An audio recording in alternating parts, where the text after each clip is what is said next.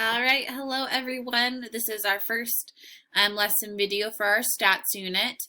Right here it says define the vocabulary below before watching the video for the examples. So you should already have through mean to interquartile range filled out. You should have looked up what those are, and now we're going to use them. So here I'm going to start with the examples. It says given the data set, 4, 10, 10, 14, 4, 25, 15, 2, 16, and 10, find each value. So when we are finding these by hand, and today we are finding them by hand, we have to put them in order from least to greatest. So I'm going to do 2 and then 4, and I like to cross them off as I go. There's another 4, and then it looks like we have 3 10s, and then 14, 15, 16, and 25. All right, so now they're in order from least to greatest. To find the mean, that's the same as the average. So we add them all together and divide by the number of terms we have. So I'm going to add up my 2, 4, 4, my 3 10s, 14, 15, 16, and 25. And then I had 1, 2, 3, 4, 5, 6, 7, 8, 9, 10 terms. So if I divide that by 10, I get a mean of 11. Median is what is in the middle. So here I can figure out which one of these is in the center. So if there's 10 terms, 1, 2, 3, 4, 5, 10 and 10 are both in the very middle. So when you have an even number of terms, you're going to have 2 middle terms, and then you would find the average of those. Since ours are the same, they're both 10, then our median is just 10. But if I had like 10 and 11, I would do 10 and a half. I'd split the difference. If there are an odd number of terms, because here's our exact middle right in between, if there's an odd number of terms, then there will just be 1 in the middle. All right, mode is the number that is used the most times. In this case, that was 10. Lower extreme is the very smallest. That was 2. Upper extreme is the very biggest at 25. Quartiles are like finding the medians of each half. So I've already divided this in half, and now I have to my lower bound here. If I find the middle, that'd be 4. It's right in the middle. So that's my lower quartile. And then here, if I find the middle of this half, it'd be 15. So you're dividing it into fourths. We have 4 sections now. 1, 2, 3, 4. Range is the biggest number minus the smallest. So 25 minus 2 is 23. And then interquartile range is upper quartile minus lower. So 15 minus 4 is 11. So box and whisker plots, we draw a lot when we're finding these quartiles. Lower quartile is also called quartile 1. Median is also called quartile 2. And upper quartile is also called quartile 3. So this would be our quartile 1, our median, and our quartile 3 up here. So here it says, what is the median of each set? That's going to be your very center line. So it looks like they are both 70. Which plot has a lesser range? So for A, I'd have 100 minus 50, which is 50. B, I would have 100 minus 40, which is 60. So A is less. Which plot has a greater interquartile range? So that's just the box section here. So 80 minus 65, it looks like, is 25. For B, it looks like we have 85 minus 60 is also, oh, this first one must be 15. I subtracted wrong. 80 minus 65 is 15. And then here, 85 minus 60 is 25. So again, A is less.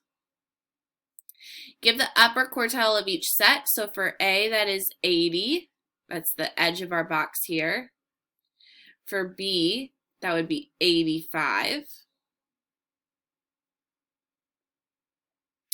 Lower extreme is the very end point. So for A, that'd be 50. And for B, that'd be 40. That's where your last point is. What percent of the data in plot B is between 60 and 85%? So within this box is 50% of your data. So you have 25% here, 50 in your box, and 25% on the other whisker. So between 60 and 85, we'd put 50%. What percent of the data in box plot A is greater than 80? So it's just this right whisker, so that'd be 25%. So let's go ahead and add on here. In the box, so from here to here would be 50%. And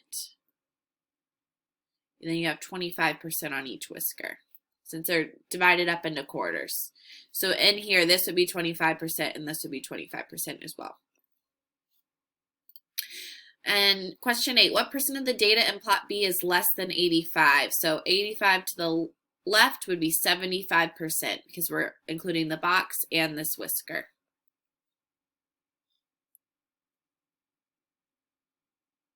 All right, moving on to our next page. Stem and leaf plots are a way of displaying data values. So a lot of times your stem will be like, in this case, it's the tens place, and then our leaves are the ones place. So 7 line 2 is the same as 72. So here this would be 52, 54, 56, and 58, and so on. So the very highest score, it looks like, was a 96. And the very lowest looks like it was a 52.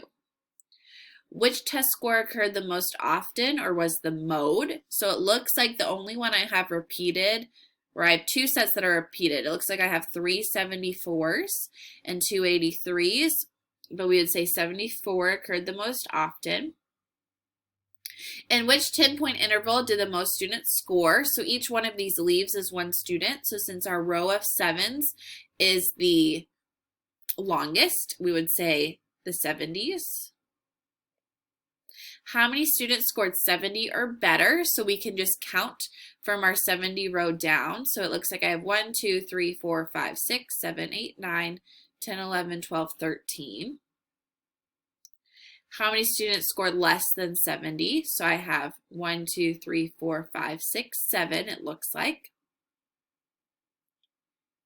And then now we have a new stem and leaf plot for number 10. It says, what is the highest morning humidity?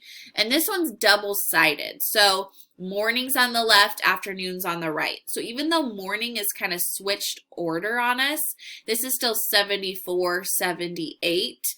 They didn't suddenly become 87, if that makes sense. So 74, 78, 80, 84, 89. And then up here we have 51, 52, and so on. All right, so highest morning humidity looks like it was 89%. Lowest afternoon humidity looks like it was 51%.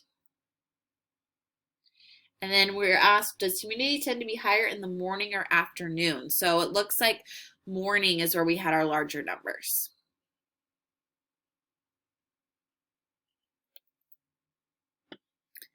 All right, histograms. Histograms are a way to group data by intervals. So data in the histogram represents scores on an algebra test. So here, like this would be our 50s, 60s, 70s, 80s, and 90s. Here it asks how many total students took the test. So along the side is the number of students. So it looks like this is 2, 5, 8, 12. And 6, and so if we add those together, I believe we get 33. How many students scored at least a 71? So we would do this bar to the right, so it looks like that'd be 26 total. Can you determine the highest grade from the histogram? And I would say no, not specifically. Meaning, we know it's at least 91, but we don't know if it actually made it up to 100. So the high score could be 91, it could be 98, it could be 96. So we have an idea, but we don't know what it would be specifically. Okay, Number 12. The data in this histogram below represents revenue of the top 25 movies in a recent year. So how many movies grossed at least 141 million? So 141 million looks to be this bar to the right, since we want that or larger. So here it'd be 5, 1, 2, 2, and 2. So if I add those together, 6, 7, 12. 12 movies. How many movies gross between 61 and 180? So that's 61's my furthest left. So that's these first 3 bars. So I have 4, 10, and 5 to add together to get 19. Can you determine how many movies gross between 121 and 140 million from the histogram? So 121. I would say no, because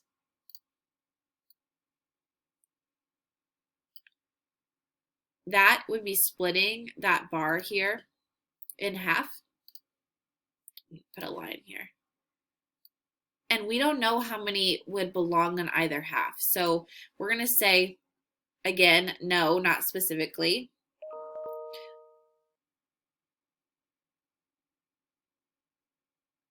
Because it could be 10, it could be 0. They could have all been like between 130 and 140, and we don't know based on that bar graph. If they asked us from 101 to 140, then the answer would be yes, but we can't determine anything that's smaller than our bin width. That's what we call these. Along the bottom here is bin width. So if they ask us about a question about a bin width we already have, yes, we can answer that. But because it's smaller than the bin width we're working with, we can't answer it specifically. It could be anywhere between 0 and 10. All right, so that's the end of lesson 1 today, and there's no extra work on this lesson. So now you're ready to move on to lesson 2.